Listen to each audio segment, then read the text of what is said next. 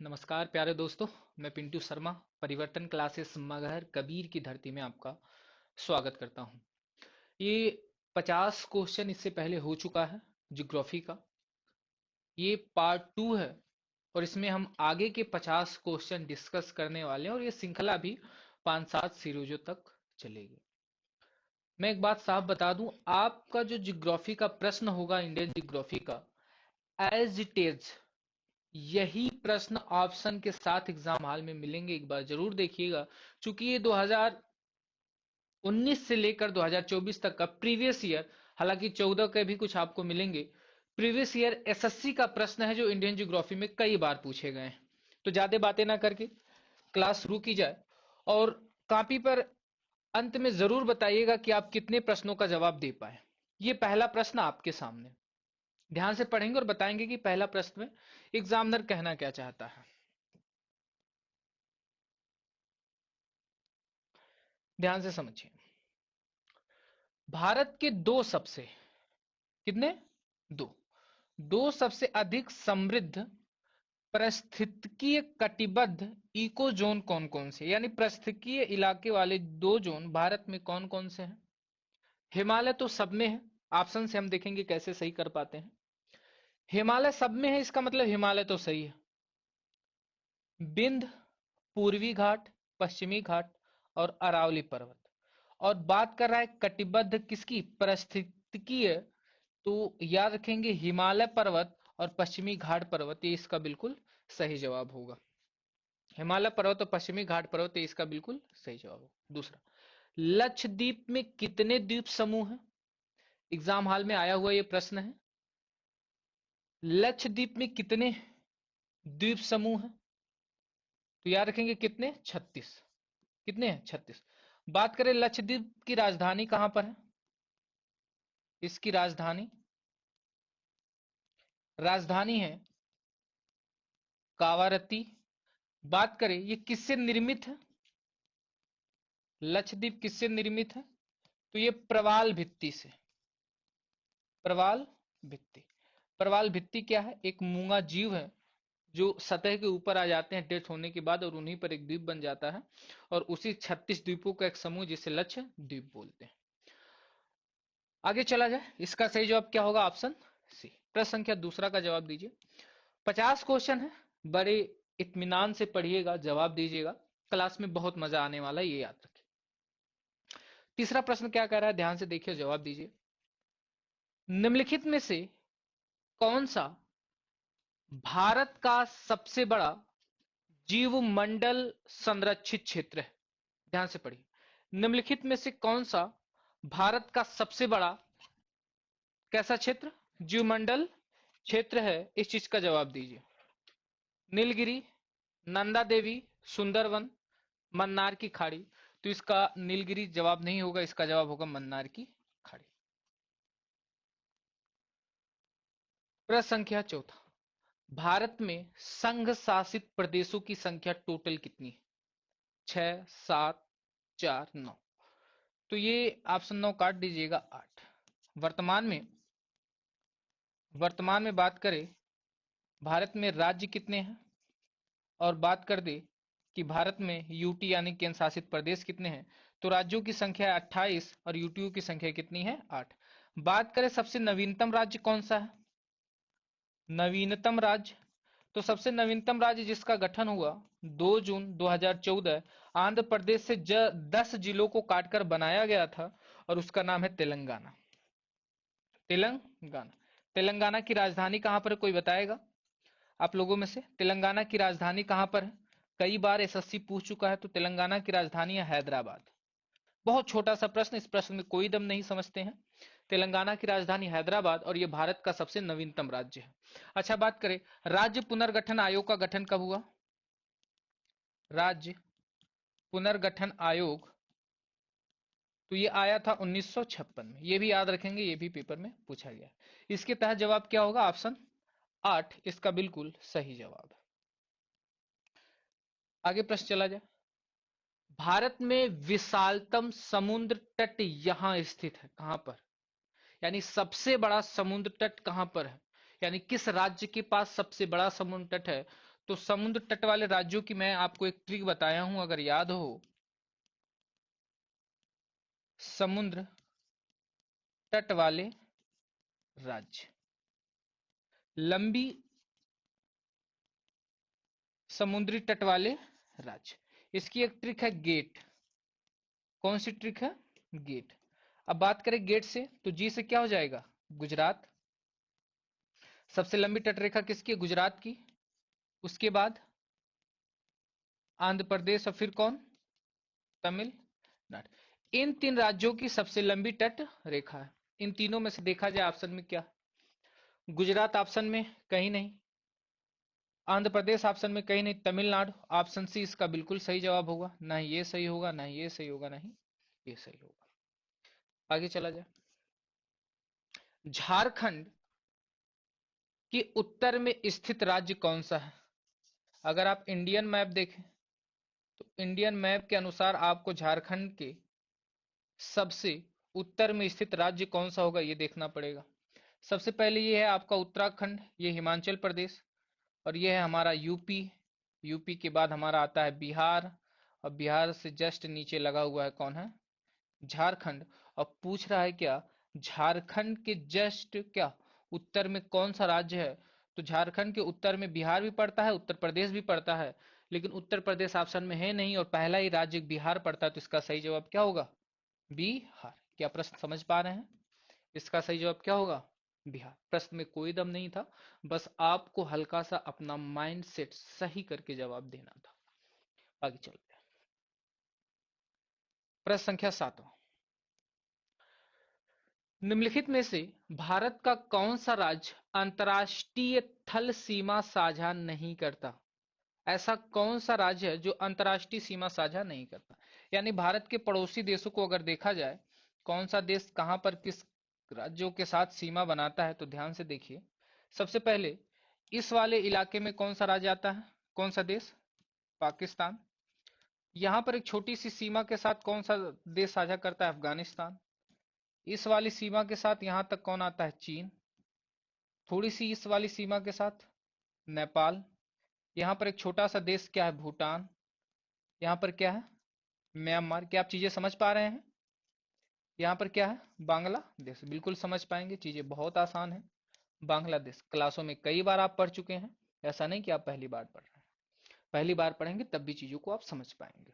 बांग्लादेश। राज्यों में बात करें कि अंतर्राष्ट्रीय थल सीमा साझा नहीं करता, प्रश्न ध्यान से पढ़ेंगे। थल सीमा साझा नहीं करता, और किसकी बात कर रहा है? राज्यों की। तो सबसे पहले हम जम्मू कश्मीर को देख लें, तो जम्मू कश्मीर यहाँ पे पड़ता है, इसका मतलब जम्मू कश्मीर तो साझा करता है, ये नहीं होगा। उत्तर प्रदेश यहाँ पर हमने अभी जस्ट पढ़ा, उत्तर प्रदेश नेपाल के साथ साझा करता है, ये नहीं होगा। उत्तर प्रदेश के जस्ट जस्ट लगा हुआ है बिहार, उसके नीचे छत्तीसगढ़, यानी बिहार भी साझा करता है, बिल्कुल नहीं होगा। मध्य प्रदेश इन राज्यों के बीच में है, यानी मध्य प्रदेश किसी के साथ साझा नहीं करता। ऑप्शन डी फॉर देवसेना ये बिल्कुल सही जवाब है। आगे चला जाए। प्रश्न संख्या 8। निम्नलिखित में से कौन सा कथन सही है? बहुत शानदार प्रश्न है और कई बार एसएससी में यह प्रश्न पूछा गया है। निम्नलिखित में से कौन सा कथन सही है? महादेव पहाड़ी मैकाल पहाड़ी के पश्चिम में है। महादेव पहाड़ी कर्नाटक पठार का हिस्सा है। मैप के माध्यम से किया जाए चीजें बड़ी आसान हो जाती हैं। मध्य प्रदेश में पंचमढ़ी, महादेव और मैकाल। पंचमढ़ी, महादेव और क्या? मैकाल। क्या कह रहा है? महादेव पहाड़ियां अरावली पर्वत का हिस्सा है। अरावली पर्वत राजस्थान में पड़ती है, और जो महादेव पहाड़ियां या मैकाल पहाड़ियां मध्य प्रदेश में पड़ती हैं, तो ये तो बिल्कुल नहीं होगा, ये बिल्कुल नहीं होगा। महादेव पहाड़ियां छोटा नागपुर का पठार के पूर्व में है। छोटा नागपुर का पठार यहाँ पर पड़ता है, और छोटे नागपुर के पठार के पूर्व नहीं, इस तरफ जो दिशा है वो पश्चिम दिशा, यानी ये भी बिल्कुल सही जवाब नहीं। महादेव पहाड़ी कर्नाटक का पठार है। महादेव पहाड़ी मध्य प्रदेश में और कर्नाटक का पठार यहाँ पर पड़ता है, इसका मतलब ये भी इसका बिल्कुल सही जवाब नहीं होगा। ऑप्शन ए बचा जो बिल्कुल सही जवाब है। और महादेव पहाड़ी मैकाल पहाड़ी के पश्चिम में है। पंचमढ़ी, ये महादेव और ये मैकाल मैकाल के पश्चिम में है, ये बिल्कुल सही जवाब। क्लास अगर अच्छी लग रही हो परिवर्तन क्लासेस की मेहनत आपको अच्छी लग रही हो तो एक बार चैनल पर विजिट करके सब्सक्राइब कीजिए, और अक्सर जीएस की बेहतरीन क्लासें पाने के लिए परिवर्तन क्लासेस के साथ आप जरूर जुड़े। आप अपने जीएस में तैयारी और अन्य सब्जेक्टों में तैयारी बिल्कुल मजबूत कर पाएंगे। प्रश्न संख्या 9वां देखिए, 9वां क्या कह रहा है। टोटल 50 प्रश्न है, और अंतिम में आप कमेंट जरूर कीजिएगा आप कितने प्रश्नों का सही जवाब दे पा रहे हैं। नियामगिरी पहाड़ी किस राज्य के कालाहांडी जिले में स्थित है? तो जो नियामगिरी पहाड़ी है वो किस राज्य के कालाहांडी जिले में स्थित है? ये उड़ीसा में स्थित है। कहां पर? उड़ीसा। प्रश्न संख्या 10वां, निम्नलिखित में से किस पर्वतीय स्थल के नाम का अर्थ होता है वज्रपात स्थल? किस पर्वतीय स्थल के नाम का अर्थ होता है वज्रपात स्थल? वज्रपात स्थल गंगटोक, शिलोंग, ऊटक मंडल, दार्जिलिंग। याद रखेंगे किसकी? दार्जिलिंग। और याद रखेंगे दार्जिलिंग की चाय जो थी, दार्जिलिंग की चाय पहली जीआई टैग, पहली जीआई टैग प्राप्त की थी, प्राप्त की थी। पेपर में कईयों बार पूछा गया है। और ये जो पहली जीआई टैग मिला था ये 2004 में मिला था। पहली जीआई टैग मिला था कब? 2004 में, ये भी याद रखेंगे। प्रश्न संख्या 11, निम्नलिखित में ज्वालामुखी विस्फोट से, भारत में ज्वालामुखी विस्फोट से निम्नलिखित में से क्या बना है? यानी जब ज्वालामुखी का भारत में विस्फोट हुआ तो क्या बना? दक्षिण पठार, लक्षद्वीप समूह, नहीं लक्षद्वीप समूह तो नहीं है, हिमालय, ये तिथि सागर से, ज्वालामुखी से नहीं है, पश्चिमी घाट, ये टकराने से, दक्षिण पठार। ज्वालामुखी के विस्फोट से क्या बना है? दक्षिण पठार। प्रश्न संख्या 12, किस देश के साथ भारत की सबसे लंबी अंतर्राष्ट्रीय सीमा लगी हुई है? नेपाल के साथ, पाकिस्तान के साथ, चीन के साथ, बांग्लादेश के साथ? तो ना ही नेपाल के साथ, ना ही पाकिस्तान के साथ, ना ही चीन के साथ, बांग्लादेश के साथ सबसे लंबी सीमा लगी है 4096.7 किलोमीटर। कितना? 4096.7 किलोमीटर। अगर बात करें सबसे कम सीमा किसके साथ लगी है? सबसे कम सीमा, तो सबसे कम सीमा की बात करें तो अफगानिस्तान। सबसे कम सीमा की बात करेगा तो कौन सा होगा? अफगानिस्तान। अफगानिस्तान की कितना? 106 किलोमीटर की सीमा अफगानिस्तान के साथ लगती है, इतना जरूर याद रखेंगे। अगला प्रश्न, निम्नलिखित में से किस शहर में विश्व का दूसरा सबसे लंबा समुद्र तट स्थित है? किस शहर में विश्व का, ध्यान से पढ़ेंगे, विश्व का दूसरा सबसे लंबा समुद्र तट स्थित है? मुंबई, कोलकाता, पुदुचेरी और चेन्नई। तो वो गेट शब्द याद रखेंगे, सबसे लंबी तटी वाला राज्य, और ये हो जाएगा गुजरात। तो क्या गुजरात का कोई शहर इसमें दिया हुआ है? नहीं, कोई शहर नहीं। आंध्र प्रदेश, आंध्र प्रदेश का कोई शहर दिया हुआ है? कोई शहर नहीं। और 30 हो जाएगा तमिलनाडु, और तमिलनाडु का क्या कोई शहर दिया हुआ है? चेन्नई। तमिलनाडु का एक शहर दिया हुआ क्या? चेन्नई। और ये इसका बिल्कुल सही जवाब होगा। और इसी हिसाब से ऐसे कई सारे प्रश्न होते हैं जिनका जवाब हमें नहीं आता है, लेकिन फिर भी हम ऑप्शन से अल्टीमेट करते हैं और बड़े आसानी से जवाब दे लेते हैं। इतना आप जरूर याद रखिए। और ऑप्शन से कैसे किया जाएगा आप इस क्लास से जुड़कर बिल्कुल सीख सकते हैं। जिस हिसाब से हम तर्क लगा रहे हैं इस हिसाब से आप भी अपना तर्क लगाइएगा। और कई बार ऐसा जीएस में होता है कि हमें जो प्रश्न नहीं आते हम तर्कों के साथ उसे सही कर लेते हैं। प्रश्न संख्या 14 का जवाब दीजिए, इसका जवाब क्या होगा? वह पठार कौन सा है जिसमें पश्चिम और पूरब दोनों ओर बहने वाली जल निकास प्रणाली है? छोटा नागपुर के पठार से तो केवल पूर्व की ओर नदियां बहती है, बिल्कुल नहीं। रांची, बिल्कुल नहीं। हजारीबाग का पठार, मालवा का पठार, नहीं, हजारीबाग का बिल्कुल नहीं होगा, मालवा का पठार इसका बिल्कुल सही जवाब है। ऑप्शन ए बिल्कुल सही। कर्क रेखा निम्न में से कौन से भारतीय राज्यों से होकर गुजरती है? बहुत शानदार प्रश्न, और पेपर में कई बार प्रश्न पूछा गया है।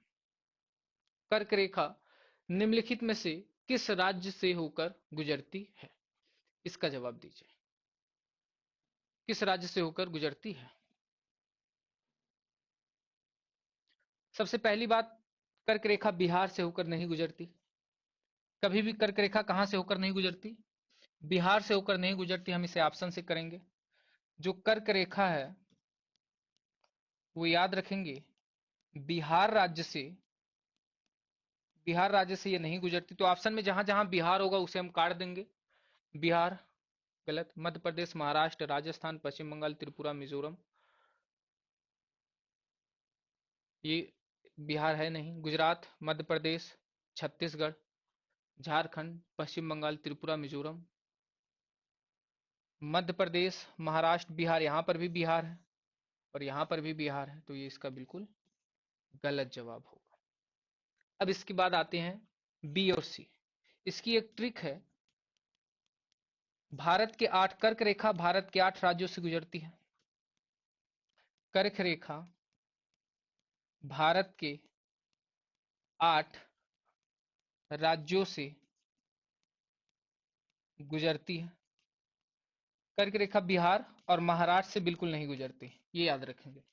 कहां से? 8 राज्यों से गुजरती। 8 राज्यों की ट्रिक याद रखेंगे। मित्र पर गमछा छार, मित्र पर गमछा झार, ये इसकी ट्रिक है। और अलग अलग राज्यों के बारे में हम यहां से समझते हैं। जैसे मी से हो जाएगा मिजोरम, मी से क्या हो जाएगा? मिजोरम। टी से क्या हो जाएगा? त्रिपुरा, त्रिपुरा। प से हो जाएगा पश्चिम बंगाल, र से हो जाएगा राजस्थान, राजस्थान।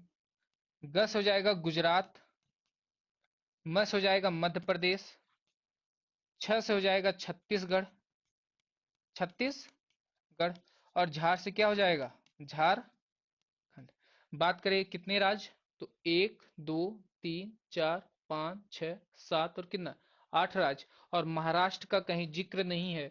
इन दोनों में देखा जाए महाराष्ट्र कहाँ आता है, तो महाराष्ट्र बी पर, ये बिल्कुल गलत। और सी फॉर चंद्रगुप्त, ये बिल्कुल सही जवाब होगा। तो 15 का क्या कह रहा है? ऑप्शन सी बिल्कुल सही जवाब। आगे चला जाए, अगला प्रश्न क्या कह रहा है? निम्नलिखित में से कौन सा राज्य आपस में मिलकर 7 बहनों या 7 सिस्टर के नाम से जाना जाता है? कौन सा राज्य 7 बहनों या 7 सिस्टर के नाम से जाना जाता है, के नाम से जाना जाता है? एक ट्रिक याद रखेंगे यहां पर भी। बहुत आसान आसान सा ट्रिक मैं बताऊंगा, और उस ट्रिक के माध्यम से ऐसा हो ही नहीं सकता उस ट्रिक को आप पढ़ें और जीएस का अगर आप मॉक दें और ज्योग्राफी का प्रश्न आए और आप वहां कर ना पाए, ऐसा नहीं होगा। जरूर होगा। 7 बहनों की जब बात आएगा, 7 बहनों, 7 बहनों की श्रेणी में सिक्किम राज्य नहीं आता। 7 बहनों की श्रेणी में कौन सा राज्य नहीं आता? तो याद रखेंगे सिक्किम राज्य नहीं आता। अगर 7 बहनों की श्रेणी में सिक्किम राज्य नहीं आता तो जहां पर सिक्किम होगा वो गलत हो जाएगा, स्वतः गलत हो जाएगा। तो सिक्किम क्या यहां पर है? नहीं। सिक्किम यहां पर है, ये बिल्कुल गलत। सिक्किम यहां पर है, बिल्कुल गलत। सिक्किम यहां पर है, बिल्कुल गलत। और सिक्किम क्या यहां पर है? नहीं। तो यही 7 बहनों की श्रेणी में आता है, यही 7 बहनों की श्रेणी में आता है। आगे चला जाए। यदि गुहार मोती पूर्व में है, ध्यान से देखा जाए, मैप बना लिया जाए पहले।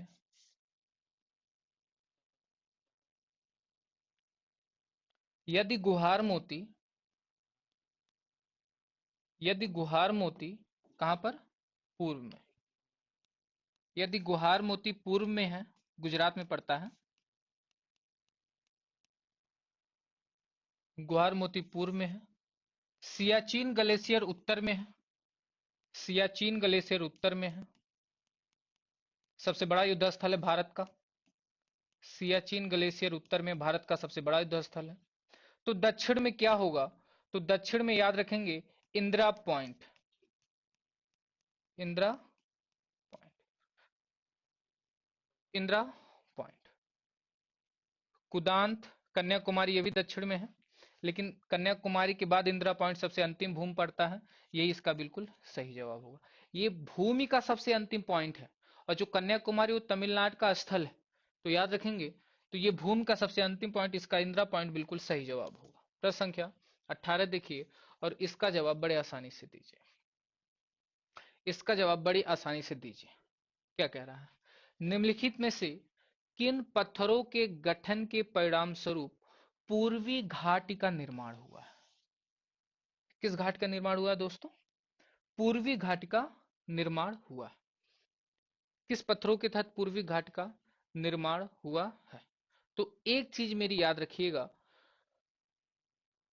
खांडुलाइट, बॉक्साइट, ग्रेनाइट, मेटामोर्फिक उत्पत्ति, क्वार्टजाइट पत्थर, चारकोकाइट, बॉक्साइट, ग्रेनाइट उत्पत्ति, और नहीं, ये दोनों तो बिल्कुल नहीं है।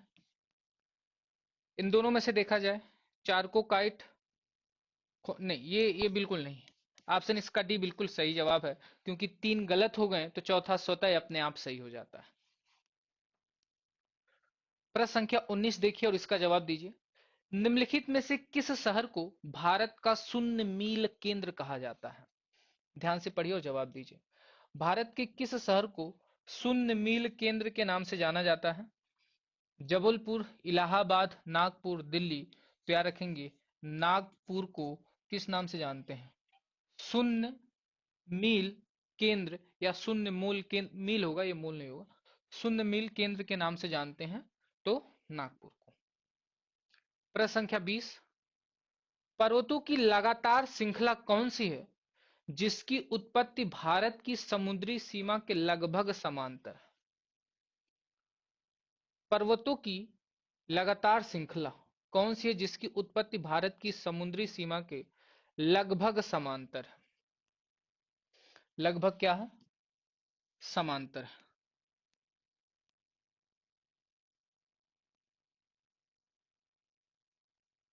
अगर मैप थोड़ा सा गड़बड़ बन गया, सही बना दें। मैप से आप ज्यादातर प्रश्नों का जवाब दे पाएंगे दोस्तों, तो बेहतर होगा अगर मैप आपके दिमाग में सेव है। अब 5-7 बार बनाएंगे आप मैप, बड़े आसानी से बना लेंगे। ये अरब सागर है, इसमें तो कुछ बताने वाली बात है नहीं। अरब सागर, ये बे ऑफ बंगाल, बंगाल की खाड़ी, और यहां पर है हिंद महासागर। कौन सा महासागर? हिंद महासागर।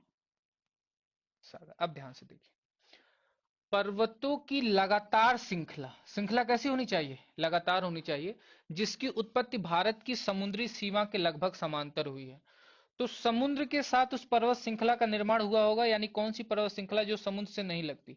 अरावली और सतपुड़ा तो बिल्कुल नहीं लगती। बचा दो, पूर्वी घाट और पश्चिमी घाट। पूर्वी घाट जो पर्वत श्रृंखला है वो कटा छटा और टूटा फूटा, यानी ये बिल्कुल नहीं होगा। और पश्चिमी घाट पर्वत ही सही है, तो यही इसका बिल्कुल सही जवाब होगा। पूर्वी घाट जो पर्वत है वो एक श्रृंखला में नहीं है, बल्कि समांतर नहीं है, वो टूटा फूटा कटा छटा है। लेकिन पश्चिमी घाट एक समांतर पर्वत श्रृंखला है, तो जिस वजह से यही बिल्कुल सही जवाब होगा। प्रश्न संख्या 21, भारत में एकमात्र सक्रिय ज्वालामुखी बीन आइलैंड, बैरन, बीन नहीं होगा, ये थोड़ा सा मिसप्रिंट हो गया, बैरन, बैरन आइलैंड कहाँ स्थित है? तो दोस्तों इसका जवाब दीजिए। इसका जवाब होगा निकोबार, नहीं, अंडमान द्वीप पर स्थित है। किस द्वीप पर? अंडमान द्वीप पर। प्रश्न संख्या 22, हिमालय पर्वत किस प्रकार के पर्वत का उदाहरण है? जो हिमालय पर्वत है वो किस प्रकार के पर्वत का उदाहरण है? तो मैंने आपको बताया है, हिमालय पर्वत बिल्कुल नवीनतम पर्वत है। हिमालय पर्वत जो है वो कैसा पर्वत है? नवीनतम मोड़दार पर्वत है। नवीनतम मोड़दार पर्वत है हिमालय पर्वत, नवीनतम मोड़दार पर्वत। क्या प्राचीन पर्वत? नहीं। ब्लॉक पर्वत? नहीं। अवशिष्ट परतदार, नवीनतम मोड़दार में परत होता है, तो यही परतदार पर्वत है। एक के ऊपर एक परत है, परतदार, जैसे ट्रांस हिमालय, काराकोरम, लद्दाख, और उसके बाद महान शिवालिक, लघु करके कई परत हैं। तो ये कैसा पर्वत है? परतदार पर्वत है। प्रश्न संख्या 23, इसका जवाब आप लोग देंगे। निम्नलिखित में से कौन सा क्षेत्र ऐसा है जहां पर भूकंप आने की संभावनाएं सबसे अधिक है? भारत में वो कौन सा क्षेत्र है जहां पर भूकंप आने की संभावना कैसी है? सबसे अधिक है। इसका जवाब क्या होगा, एक बार बताएं कमेंट में। अब तक तो जवाब आ जाना चाहिए, तो इसका सही जवाब होगा गंगा ब्रह्मपुत्र नदी घाटी। कौन सा? गंगा ब्रह्मपुत्र नदी घाटी। प्रश्न संख्या 24, पश्चिमी एवं पूर्वी घाटों का मिलान कहां पर होता है? ध्यान से देखिए, पश्चिमी एवं पूर्वी घाटों का मिलान कहां पर होता है? तो ये पश्चिमी घाट पर्वत हो गए। कौन से घाट? पश्चिमी घाट पर्वत।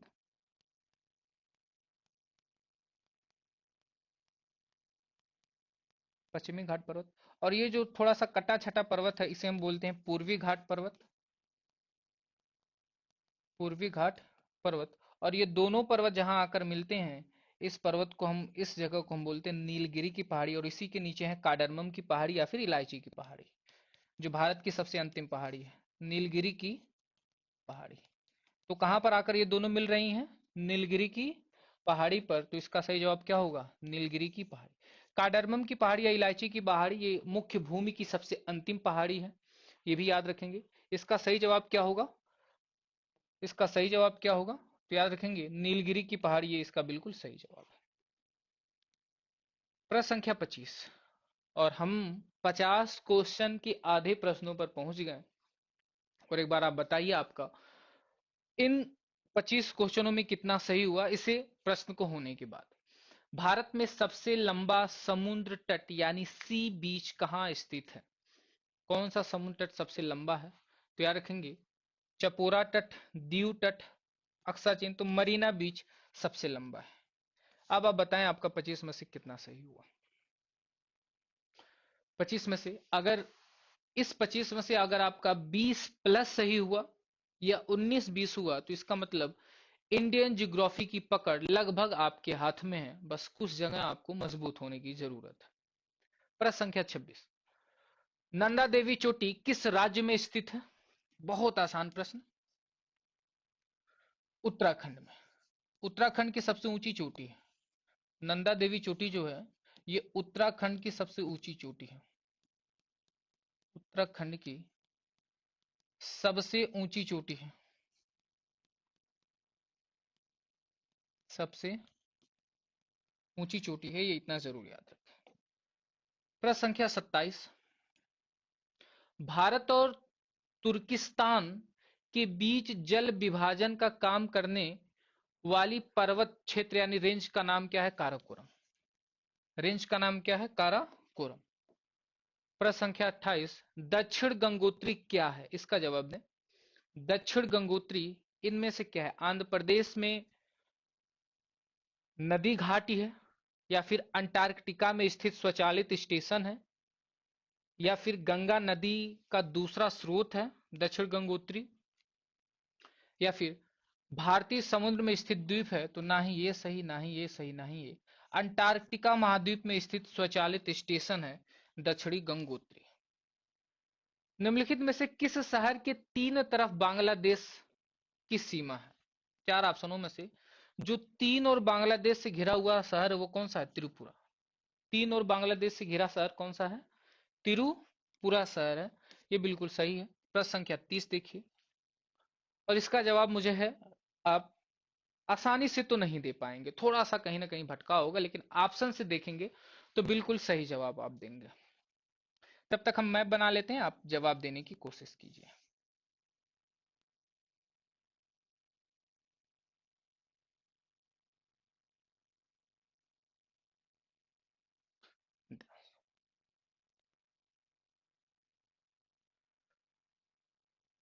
उड़ीसा। उड़ीसा में एक शहर पड़ता है भुवनेश्वर। भुवनेश्वर। और क्या क्या रहा है? उत्तर से दक्षिण की दिशा में क्रम, यानी यहां से यहां दक्षिण की दिशा में हमें किस क्रम में, इस क्रम में हमें इसे सजाना है। ऑप्शन से करा जाए, ऑप्शन से आप समझ पाएंगे कि किस हिसाब से करना है। इस हिसाब से उत्तर से हमें किस तरफ आना है? दक्षिण की तरफ आना है। भुवनेश्वर हो गया पहला शहर। उसके बाद क्या दिया है? चेन्नई। तो ये तमिलनाडु का चेन्नई, कोचीन, केरल,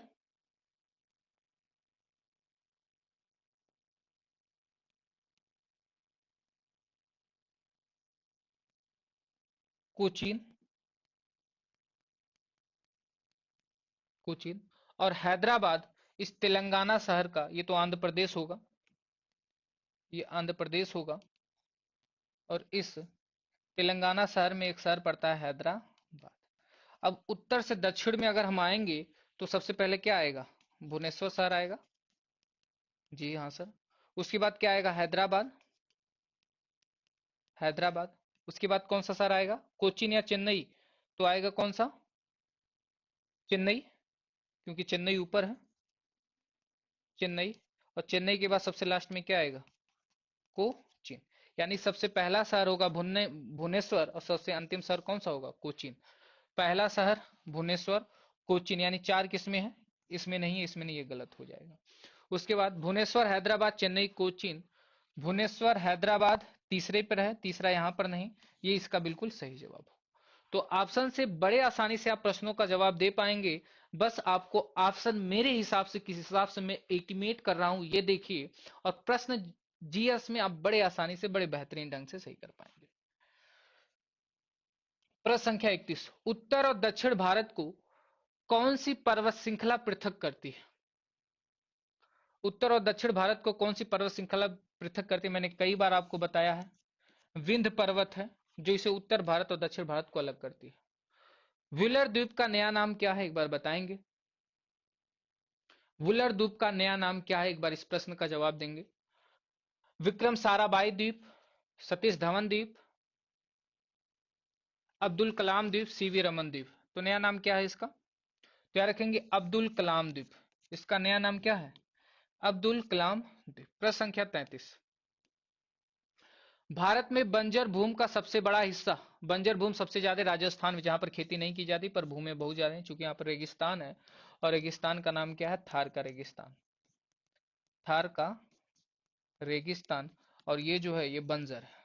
थार का रेगिस्तान कहाँ? बंजर। और भारत में एक ही जगह रेगिस्तान पाया जाता है। बंजर रेगिस्तान की बात करें तो वो कहां पर है? यहाँ पर। अगर लद्दाख होता तो उसे मारते, पर लद्दाख यहाँ पर है नहीं। डैश के बाद हिमालय दक्षिण की ओर एक तीखा मोड़ बनाते हुए भारत की पूर्वी सीमा के साथ फैल जाता है। हिमालय दक्षिण की ओर एक मोड़ बनाते हुए तीखा मोड़ बनाता है, तो दिहांग अरुणाचल प्रदेश में पड़ता है। दिहांग के बाद ये एक हिमालय तीखा मोड़ बनाकर ये फैल जाता है। कभी आप ध्यान दें, ये पूरा हिमालय की श्रृंखला है और अरुणाचल प्रदेश के दिहांग से इस तरफ आते हुए यहाँ पर फैल जाता है। तो अरुणाचल प्रदेश के कहा? दिहांग से। ये इसका बिल्कुल सही जवाब। प्रश्न संख्या 35, भारत और के बीच में छोटा समुद्री रास्ता पाक जलसंधि तथा मन्नार की खाड़ी है। भारत और के बीच छोटा समुद्री रास्ता पाक जलसंधि और मन्नार की खाड़ी। किसके बीच पाक जलसंधि और मन्नार की खाड़ी है? तो याद रखेंगे श्रीलंका के साथ। किसके साथ? श्रीलंका के साथ पाक की खाड़ी या मन्नार की खाड़ी स्थित। प्रश्न संख्या 36, भारत के भूभाग का कुल क्षेत्रफल लगभग मिलियन 10 लाख वर्ग किलोमीटर में है। तो 3.28 मिलियन 10 लाख वर्ग किलोमीटर में आता है। प्रश्न संख्या 37, भारत की मुख्य भूमि का अक्षांश फैला हुआ है। भारत की मुख्य भूमि का अक्षांश फैला हुआ है। कितना फैला हुआ है? 8 डिग्री 4 मिनट उत्तर से 37 डिग्री 6 मिनट। अक्षांश,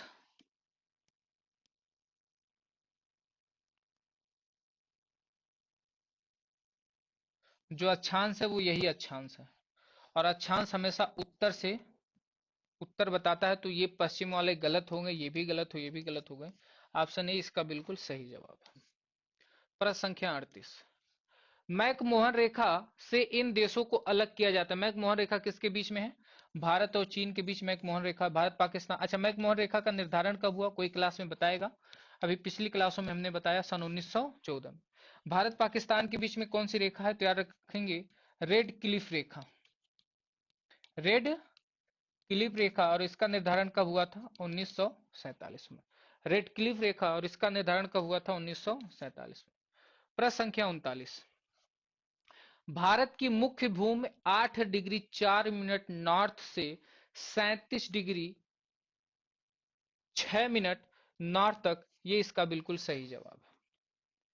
प्रश्न संख्या 40, तमिलनाडु के तट अपनी कुल वर्षा का एक बड़ा हिस्सा किस महीने में प्राप्त करता है या कब प्राप्त करता है? मार्च से जून तक, या जून से सितंबर तक, या अक्टूबर से नवंबर तक, या नवंबर से फरवरी तक। और कई बार ये प्रश्न पूछा हुआ है। ये भले आपको पुराना दिख रहा है पर आप प्रीवियस ईयर उठाकर देखें तो कई बार ये प्रश्न पूछा हुआ है। और दिल्ली पुलिस जैसे एग्जामों में ये प्रश्न आया है तो याद रखेंगे अक्टूबर से नवंबर। कब? अक्टूबर से नवंबर। कश्मीर से कन्याकुमारी तक भारत की अनुमानित उत्तर से दक्षिण की लंबाई कितनी है?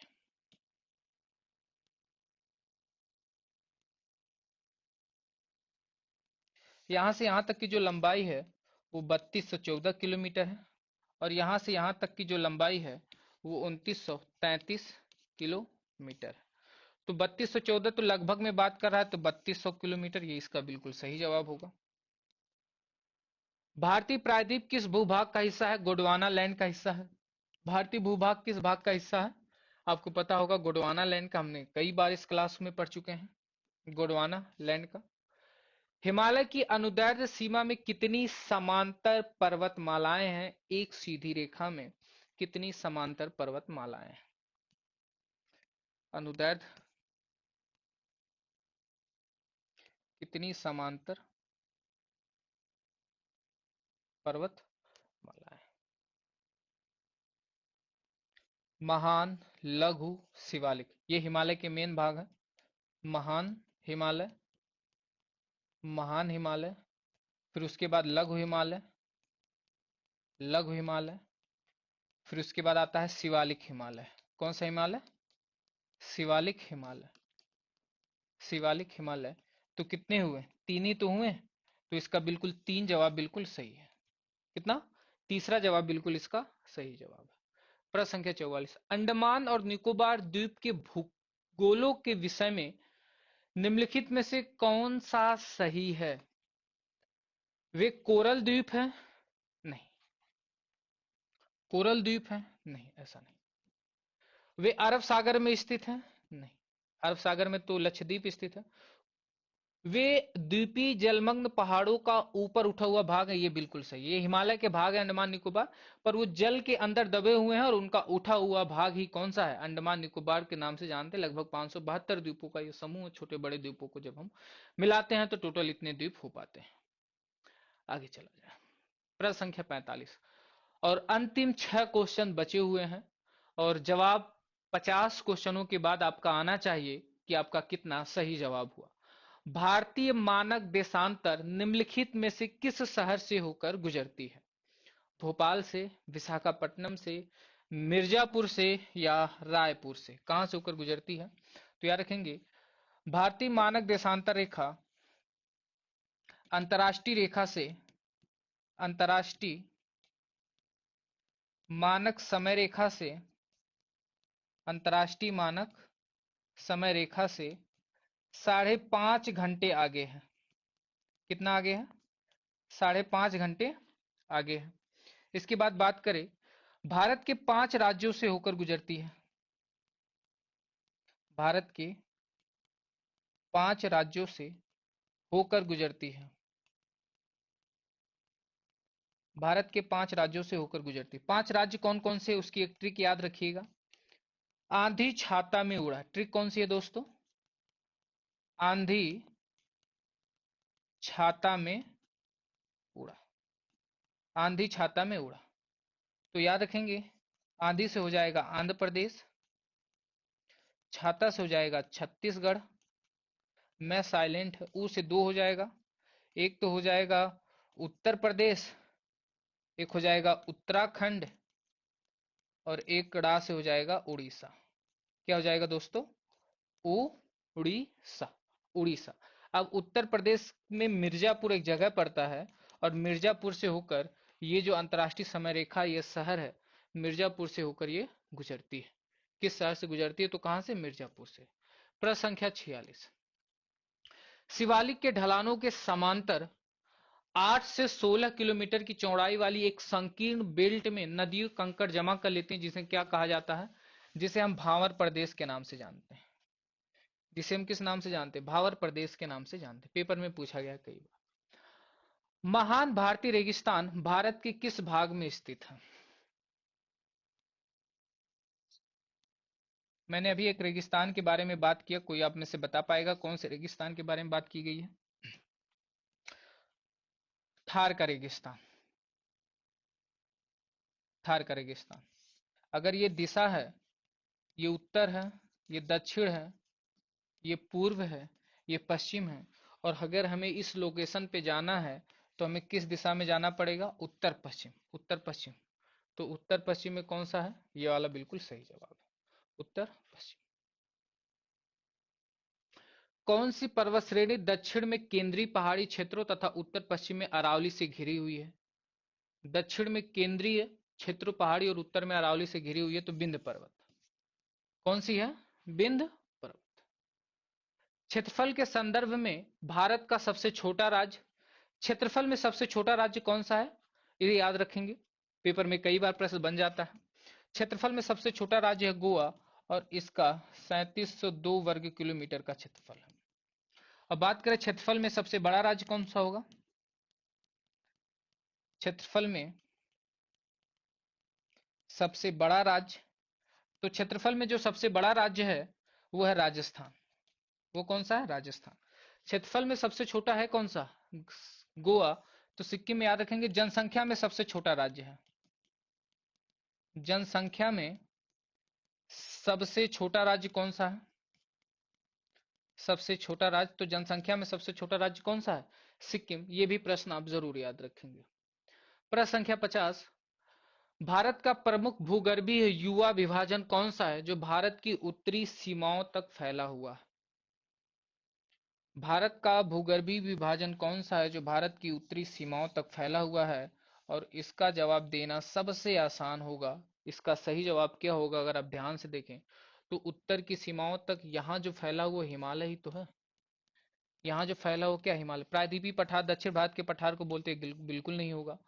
उत्तर में बात कर रहा है भारतीय रेगिस्तान यहाँ पर है, तो ये भी बिल्कुल नहीं होगा। उत्तरी मैदान यहाँ पर है, और बात कर रहा है उत्तर सीमाओं का फैलाव, तो उत्तर सीमाओं का फैलाव हिमालय है, ये है बिल्कुल नहीं।